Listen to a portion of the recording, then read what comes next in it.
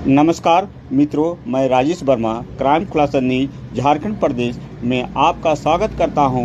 आइए रुख करते हैं नई खबर की ओर। कि मुझे याद आ रही है कि बहुत दिनों के पहले एक बार मैं जब रांची आया था तो उस समय सीपी सिंह साहब ने मुझे ये रोड पर लाकर बताया था कि यहाँ फ्लाईओवर बनाने की आवश्यकता है। और उसके बाद लगातार संजय जी इसका पीछा करते रहे और उन्होंने भी इसको बार बार इस मांग को दोहराया।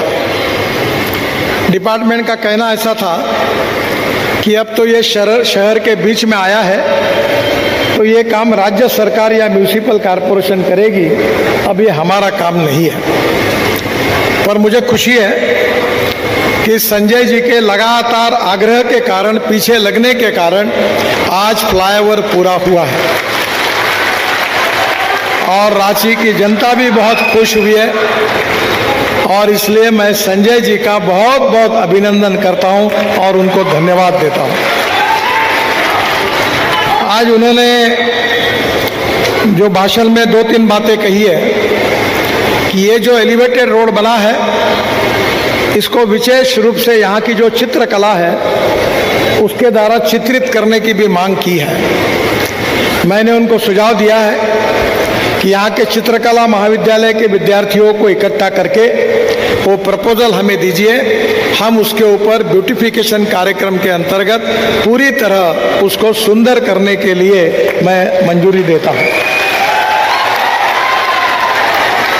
दूसरी बात जो उन्होंने कही है कि रांची एक विकसित शहर है और शहर को रिंग रोड चाहिए और इसलिए यहाँ 4 पैकेजेस है, एक हमने बनाया है और 3 राज्य सरकार के हैं और इसलिए इसके बाद में पूरे शहर को रिंग बनना बहुत ज़रूरी है। मैंने इंक्वायरी की, इसका खर्चा कम से कम 6,000 करोड़ रुपए है।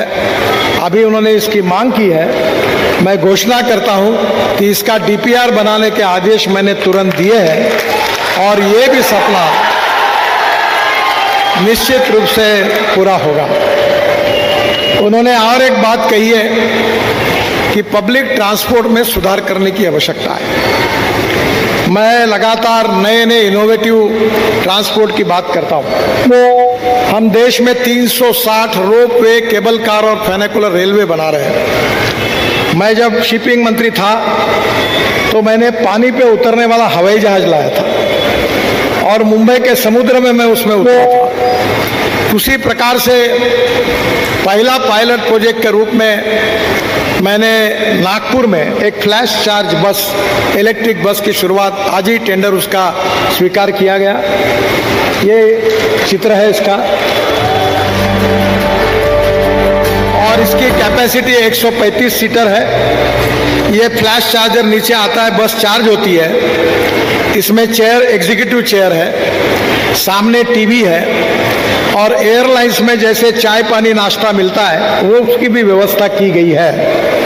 और इसका किराया डीजल बस की तुलना में 30% कम होगा। तो इसका पहला प्रोजेक्ट हमारे यहाँ नागपुर में पायलट प्रोजेक्ट करके हो रहा है, वो संजय जी को पता था। और जब से मैं हवाई जहाज में मुझे लेने के लिए गया आए थे तो मुझे बता रहे थे कि साहब रांची के लिए इसको कर दो।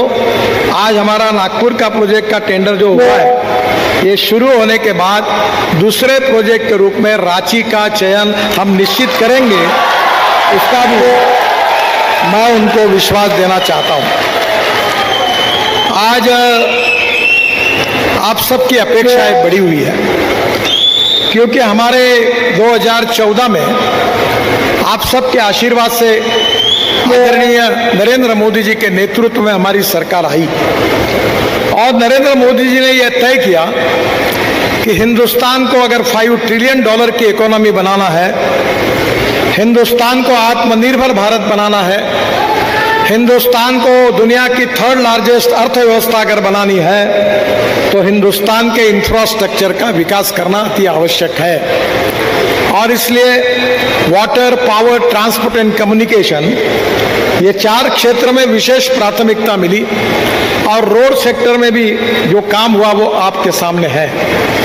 मुझे बहुत खुशी है कि हमारे प्रधानमंत्री मोदी जी के नेतृत्व में हमारी सरकार ने 7 वर्ल्ड रिकॉर्ड किए हैं। इतना ही नहीं, तो आज मुझे इस बात की खुशी हो रही है कि किसी भी विकसनशील देश में लॉजिस्टिक कॉस्ट बहुत महत्वपूर्ण होती है।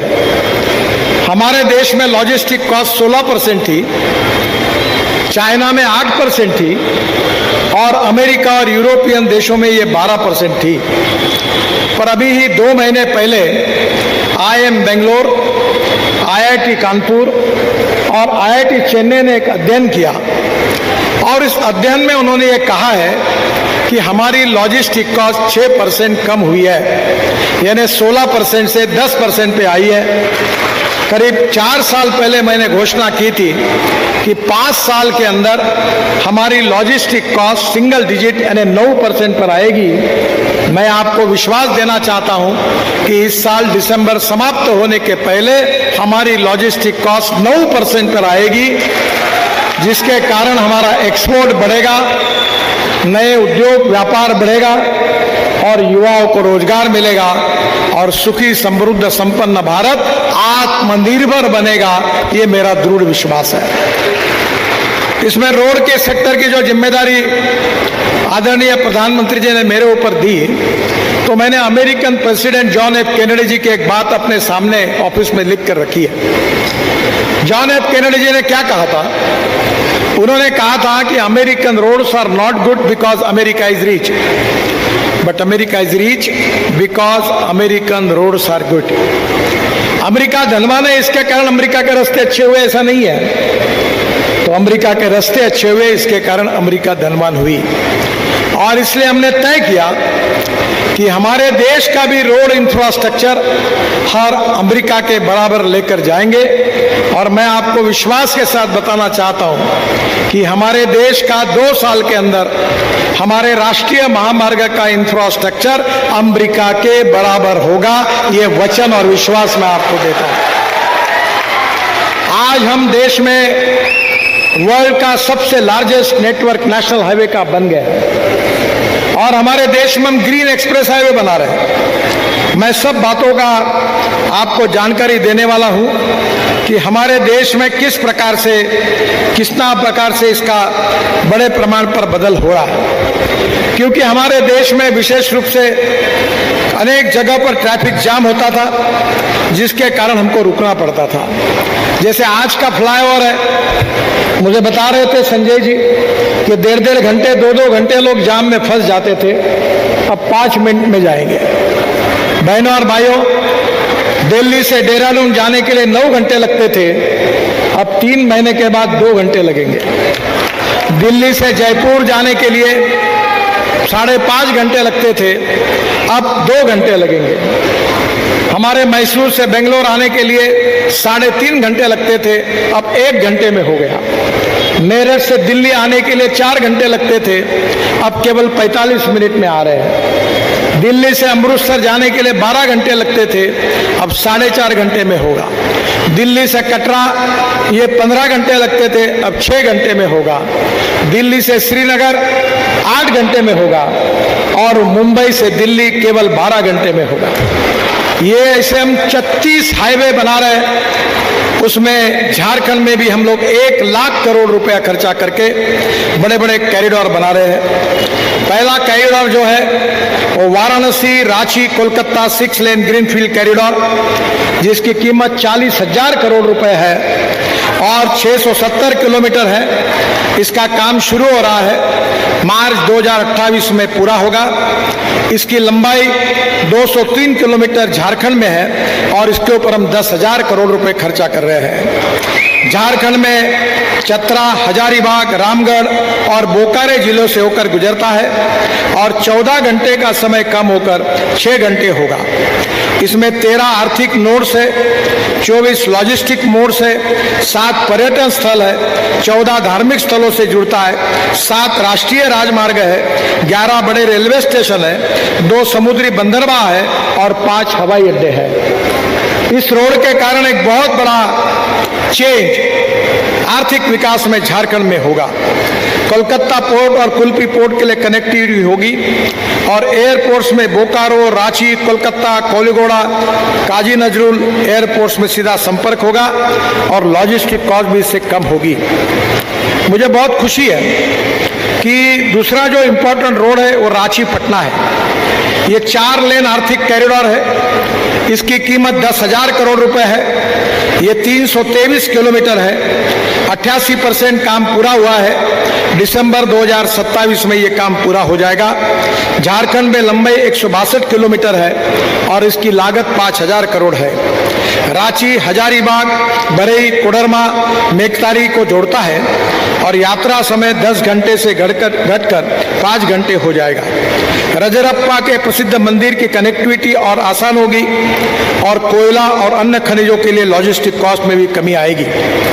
इसके साथ साथ तीसरा जो कॉरिडोर है वो रांची वाराणसी 4 लेन इकोनॉमिक कॉरिडोर है। ये 2 लेन टू 4 लेन हुआ है। इसकी कीमत 13,000 करोड़ रुपए है। ये 413 किलोमीटर है। 60% काम पूरा हुआ है और जनवरी 2028 में इसका उद्घाटन होगा। ये काम पूरा होगा।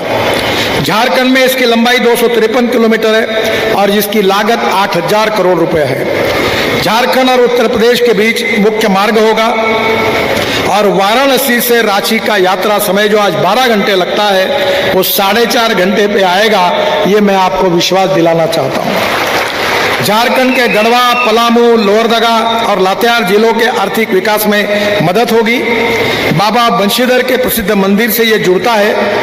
खुरू, चंदवा, मणिका, सदरबरा, रमना, मेराल और हरिहरगंज जैसे प्रमुख